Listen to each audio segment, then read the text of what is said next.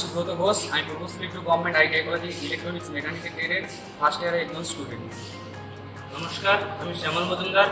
আমি প্রকৌশলী two government ITI কলেজের ফার্স্ট ইয়ারের একজন স্টুডেন্ট। নমস্কার, আমি সুমিতা সেন, প্রকৌশলী টু গভর্নমেন্ট আইটিআই কলেজের ইলেকট্রনিক্স মেকানিক্যাল ট্রেডের ফার্স্ট ইয়ারের একজন স্টুডেন্ট। নমস্কার, আমার নাম প্রতিভা সরকার। আমি প্রকৌশলী টু গভর্নমেন্ট আইটিআইয়ের প্রথম বর্ষের ইলেকট্রনিক মেকানিক্যাল ছাত্র।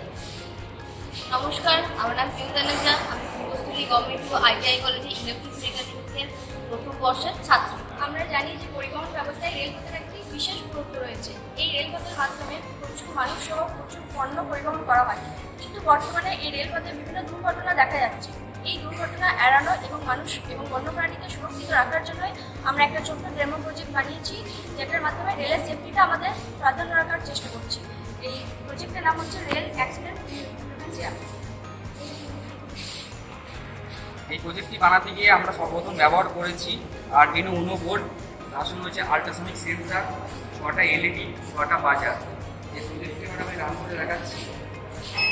এই প্রজেক্টটি ট্রেনটি যখনই সামনের দিকে এগোবে, সেন্সারে সেন্স হবে। প্রথমে একটা এলইডি জ্বলবে, যত সামনের দিকে যাবে সেন্সারে তত পরপর এলইডিগুলো জ্বলতে এবং বাজারগুলো বাজতে থাকবে।